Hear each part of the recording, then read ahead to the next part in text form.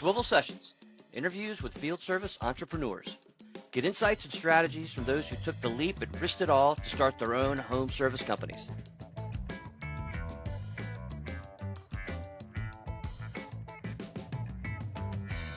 Very inspiring session with Brandon Babb from Island Time Mobile. Rob, what do you got?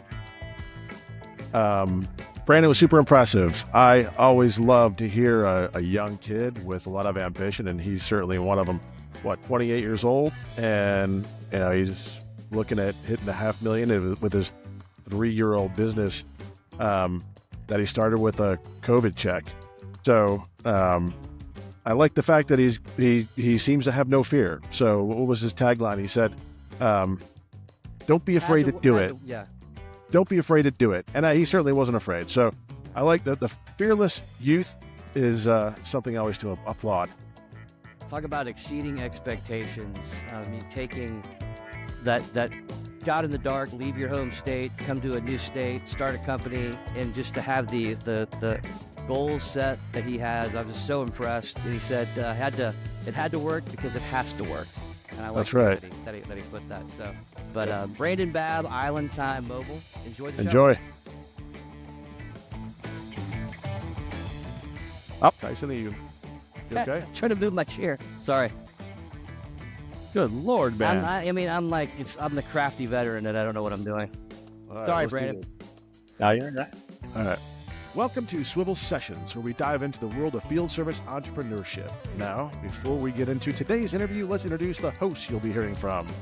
First, we have Tyson, our freshly minted desk jockey, who's realized the only heavy lifting he does now involves snacks and swivel chairs. Apparently, the added desk weight caused him to blow out his knee just from standing up too fast. If he keeps this up, his customer insights might remain top-notch, but his knees might file for early retirement. Tyson.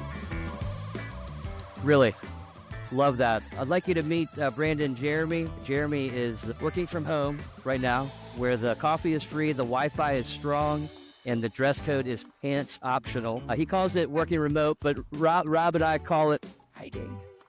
Meet Jeremy. Hey, So thanks for those awesome words there, Tyson.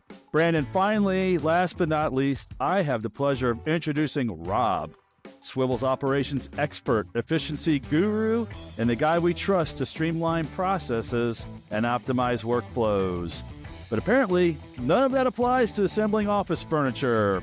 Yesterday, Rob took 3 hours to put together a small piece of furniture, something that should have taken about 30 minutes max.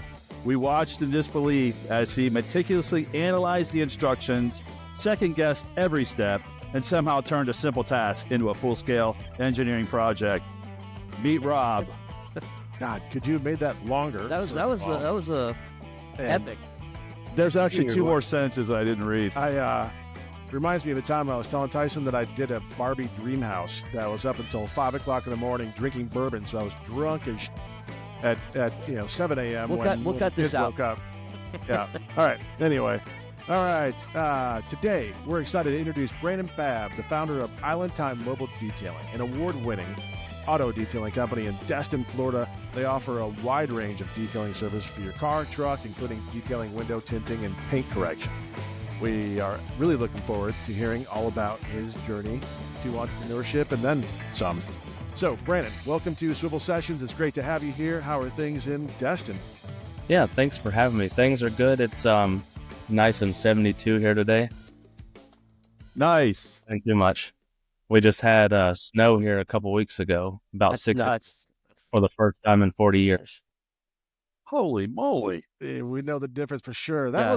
We always went to Destin, the Elephant Walk.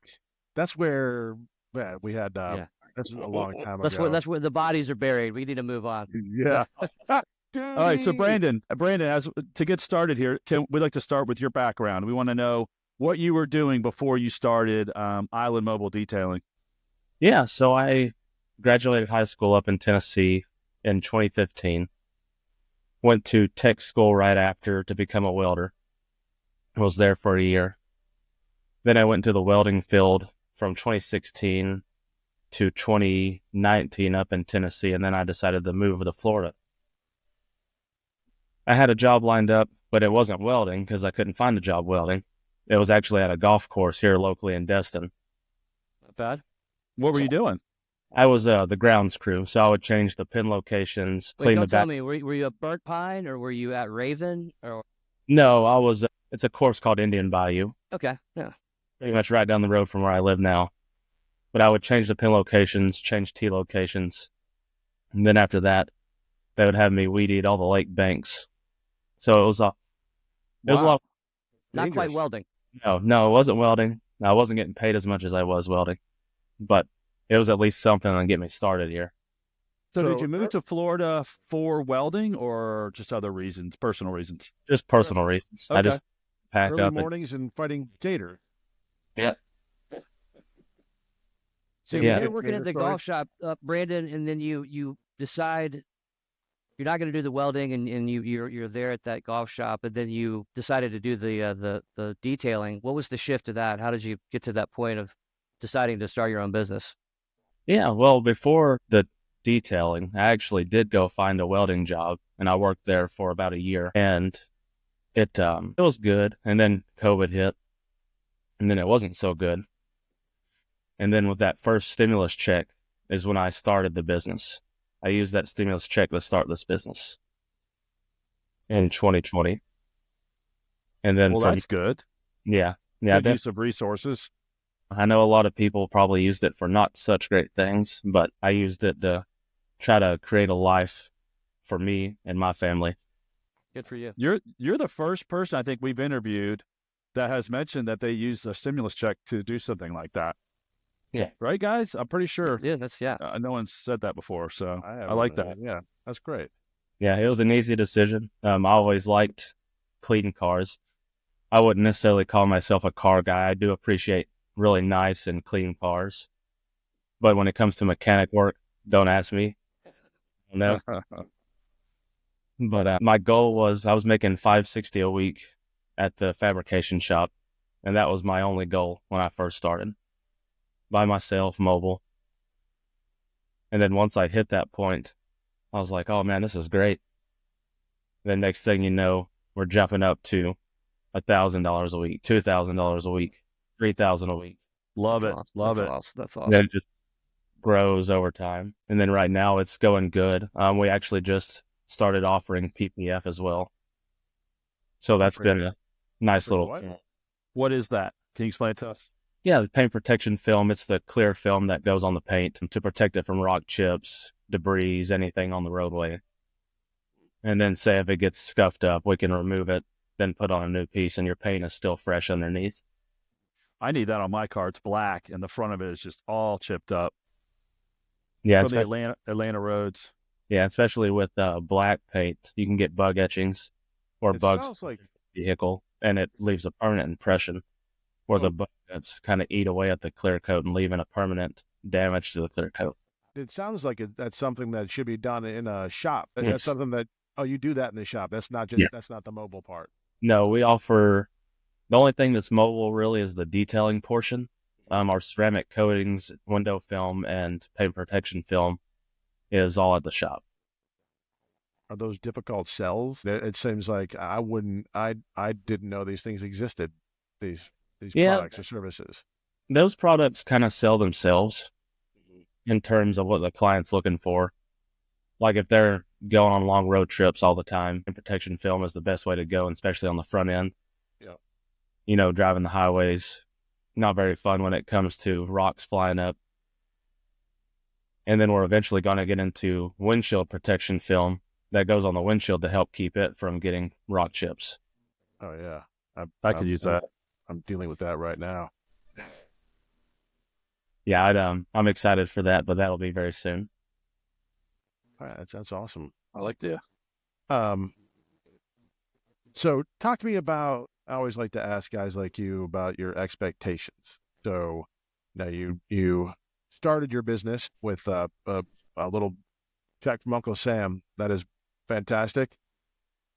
What were your expectations then going into it? It sounds like you exceeded your expectations in terms of revenue. But did you have other expectations before you started? Maybe you thought that, I don't know, a lot of people think that they're going to work less, but they work more. How did your expectations, how were they met, or how were they not met? Yeah. So going into it, my expectations were a little low, because I kind of know that starting a business is always going to be slow. And so I just went that. race and just kind of started advertising, working my way up. A lot of word of mouth was very beneficial.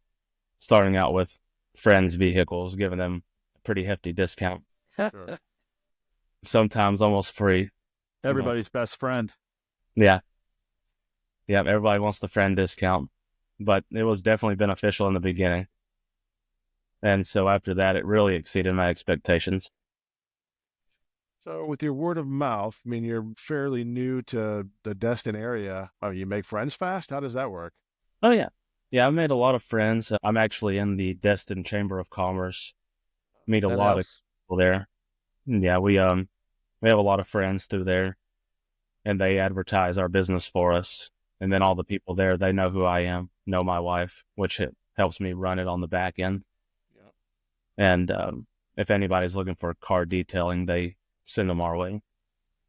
Okay. What if I look for car detailing online or paint protection online? Do I find a paint protection product and they say this is one of the dealers or installers here, or is it something that I see you when I look for that? Yeah, so say if you look up paint protection film in Destin, I will probably be on the top of the search for that, just because we run ads through an ad company that manages all of our ads, and they do a very good job. We probably get, I'd say, close to 5 to 10 leads a day Nice. with Fantastic. e-service. So it's very beneficial, especially for newer shop owners or detailing owners. I would definitely look into advertising, because word of mouth can only take you so far. Then eventually, that word of mouth, you kind of clean everyone's car, then there's not going to be anyone left. So you have to keep reaching out to find new clients if you want to grow. And you get a good ROI on that marketing expense, 5 to 10 leads. Are you converting how many of them? I mean, how much you spending? Curious. Yeah, I How would do you? say Yeah. it is about an 80%. Well, it's 100% return, but I would say 180% return on the investment at least once a month. That's great. So what So, is your marketing spend? so marketing spend is sitting around 2,200 a month, give or take. The base price is 1,500 a month, and then we kind of determine what our ad spend wants to be. Yeah, that's great. I know in Destin, a lot of people, I mean, they may not be local. They could be snowbirds or just visiting. Do you pick up any of that business? Oh yeah, we get contacted by them a lot. They'll either hit us up whenever they first get down here or right before they go home. Mm-hmm. So we definitely get a lot of them, and then they'll get here and they realize that sand and salt in the air is all over their vehicle, and they're like, "Well, we got to Oh get yeah, this off." and those love bugs. Those are Well, the worst. They're terrible. All right, but I don't want to hog up all the questions here, but I want to ask you about any kind of hurdles that you just had no idea what you were going to run into, and then all of a sudden there they were. So you launch your business, unforeseen hurdles. Anything? yeah. So most of it was pretty smooth. Definitely the most challenging hurdle was employees, Oh yeah. finding the right people. I'm sure y'all We might. laugh. We hear that almost on every podcast. Yeah, it's all about finding the right people. And right now I have 2 guys, and maybe looking for a third very soon. But my 2 guys I have right now are rock stars. We love them to Nice. death. That's great. Right. The one we actually have one that's his 1-year anniversary today with us. Hey. So we got him a card with some gift cards in it that we're gonna go give him today while he's titting at the shop right now. How'd you find him? So I found him through Indeed. Actually, all my people have been through Indeed so far. Plug for Indeed. I'm gonna unplug Indeed. My experience with Indeed was terrible. See, I had some bad experiences with them, but you have to find those diamonds in the rough. Yep. Yeah, that's We true. had I'd probably say every hiring period, we had about 50 applicants, and we would only invite about 5 of them for an interview, just depending on what they were. And I found that people with very minimal detailing experience is the best people for detailing. We hear that so many people have said they want the guy that doesn't know that much so they can be taught the way you want them to be taught. We hear that a bunch. Yeah, otherwise, they're bringing bad habits that aren't the habits that you want them to Want have. to use their own chemicals, their own equipment. Right. And they don't want to do things the way that you do the things.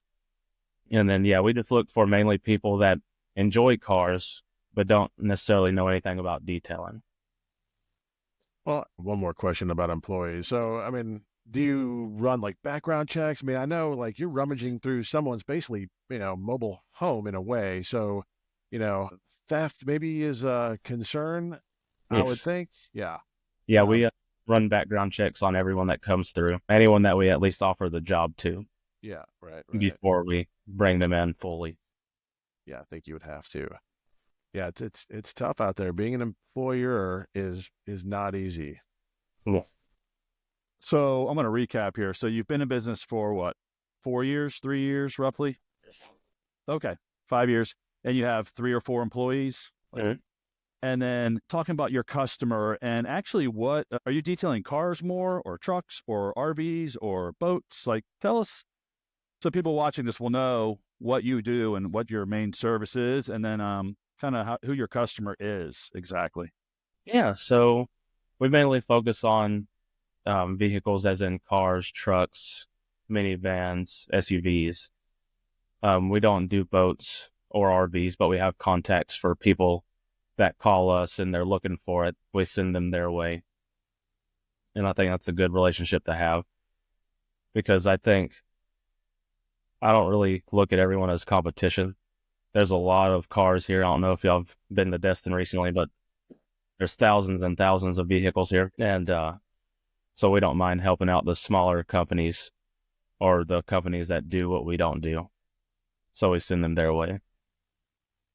And then we have a lot of clients in for ceramic coating. Ceramic coating is a lot of our business right now. We actually have a few clients that get their car coated once a year with our 1-year coating just because they don't know when they're going to go trade their vehicle in. Okay. Instead of putting on like a 3-year, 6-year, or 9-year coating. And are you doing commercial jobs? Do you have any contracts?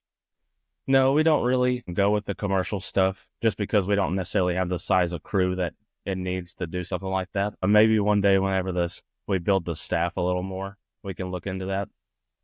But it's just residential work for now. And then we'll just see what the future holds for that end. So we've been in business for a few years. We have 3 employees.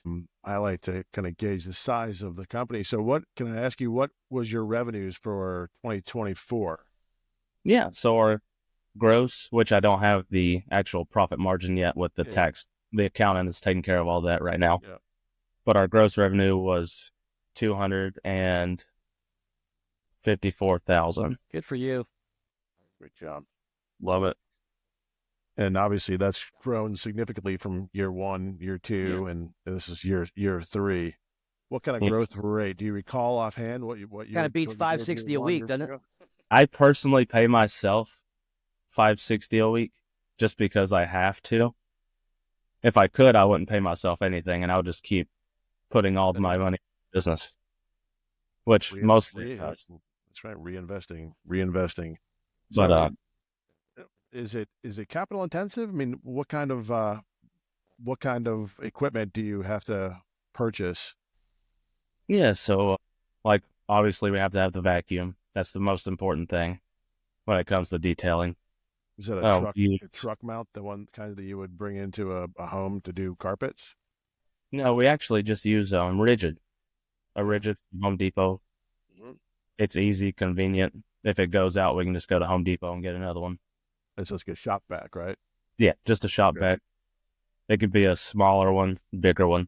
Mm-hmm. They're all about the same. And then we upgraded to heated carpet extractors for seats and carpets Air compressor is very important when it comes to cleaning interiors. And then obviously we just use electric pressure washers and things like that because they're kind of easy to replace as needed. Yeah. And, all of our chemicals, we have a local chemical distribution place here. Now we get a lot of our chemicals from, but we also order most of our chemicals from another company because they're very good chemicals and they're also safe to use, which gives me peace of mind when the employees are out working. Mm-hmm. That's great. So not causing any damage or anything like that to a client's vehicle.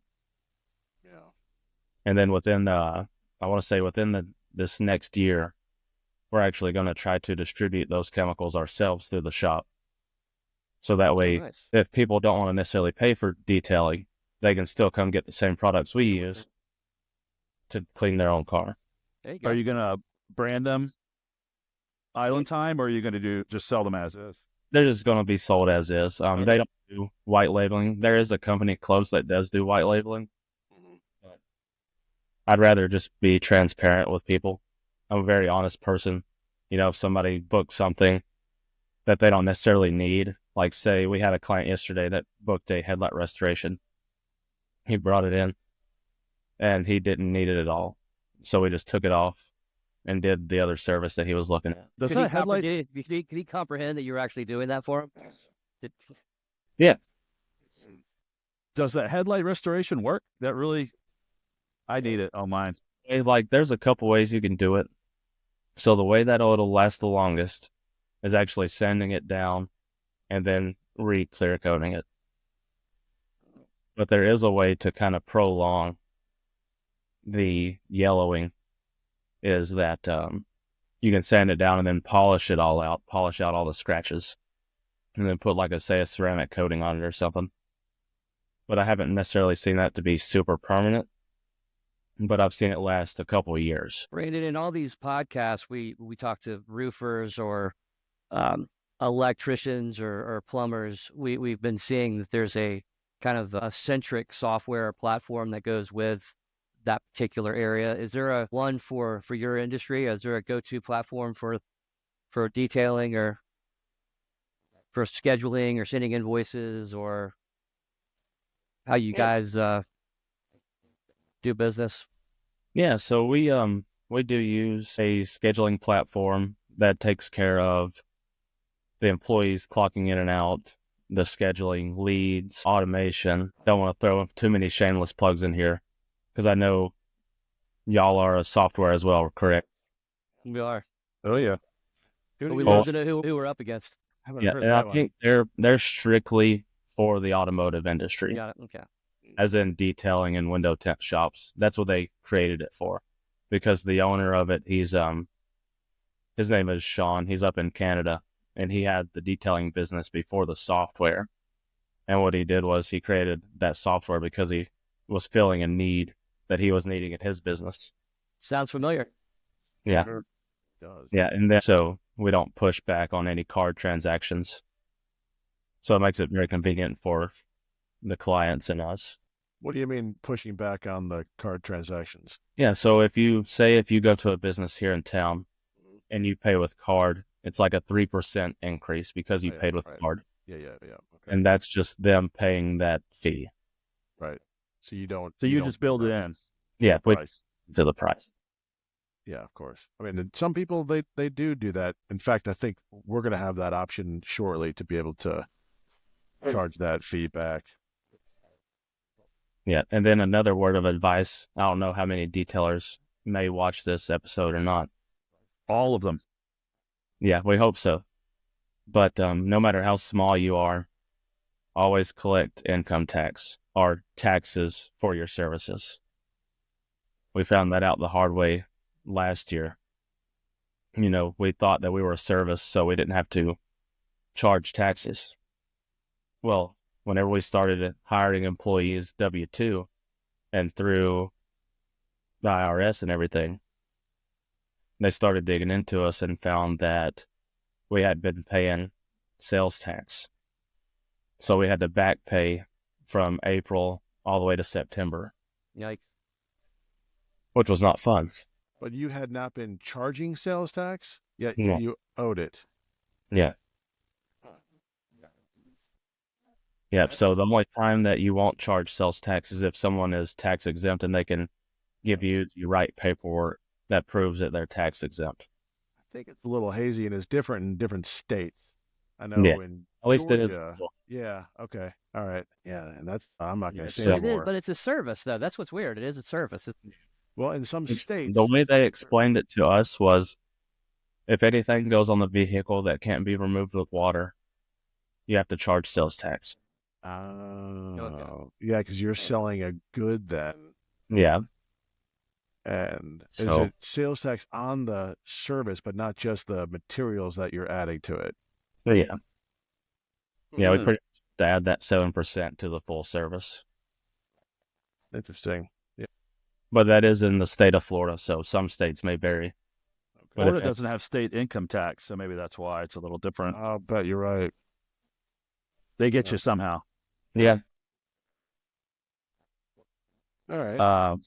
Well, we touched on it a little bit, but so you want to talk about some of your goals. We'd like to hear about maybe like a 5-year plan. Rob likes to talk about the exit strategy. What are your Oh. short-term and long-term goals with the company? Yeah. So this year, we're putting out a plan to at least get to 500,000 in gross sales. Love it. It's which is aggressive. 100% It's- increase in 1 year. Yeah. It's a high goal, but I'm optimistic. And with adding the paint protection film, maybe we could get there. But our 5-year goal is to at least be $1 million shop. Good for you. Just keep. And then what about exits? Is the goal to build it up and sell it to a bigger fish? Is it to pass it on to kids? Is it to pass it on to employees? What's the goal here? Yeah. So the What's goal the is exit? I'm not sure when that time's going to be because I'm going to be in it for a while. But my plan is to still own it once I exit. And then managers running it, supervisors. We haven't really thought about selling it or anything. We've looked at opening up other branches in other cities of the state. Right. Like we've looked at Orlando before and places like that. Mainly the places that have a lot of vehicles, but they also have a lot of detailing companies. Yeah. Right. So you have a lot of people that have their people that they like to touch their cars, Mm-hmm. but we'll see when that time gets there. That's probably my 10-year goal is to open up other locations. Right now I am 28 or 29. I think I'm 28. I stopped But- counting after 21. Yeah. Yeah. It's After all 20. downhill. Yeah. You just lose count. But, yeah, I say I'm still young, so I want to be in it for a while.